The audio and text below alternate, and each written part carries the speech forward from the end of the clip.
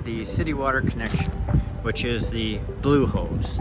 Remember, we use the blue hose to fill the water tanks and to connect to the campground water spigot and connect to our city. So, how do I hook it up? I pull this valve off and I simply plug in the screwing end and I rotate with the knob that's connected to the camper.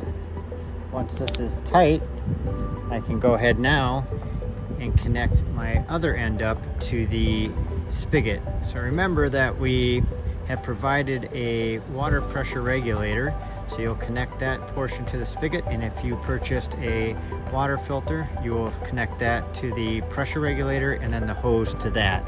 Once those are all connected, you can go ahead and turn the hose on. When you have the city water connected, city water, you do not need to turn the water pump on. All right, thank you for watching. All right, this is the freshwater connection port. What this allows us to do is this allows us to fill the freshwater tank if we're going boondocking. So this is a 40-gallon tank.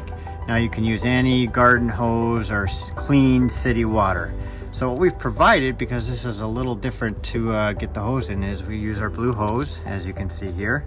And I have a connection piece here that will fit into that port. Simply screw it on. Rotate to open, it just catches, and this valve will fit in perfectly.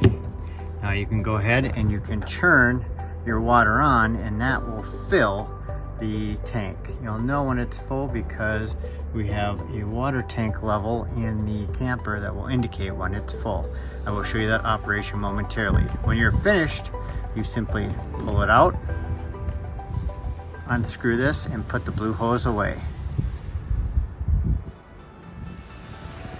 We talked about doing the black water flush earlier. So in order to hook the black water flush up when you go to the dump site, there will be a hose that they will allow you to connect our black water hose to, and then you will take your black water connection here. You will simply lift up and you will screw in. And that is how you connect your black water hose.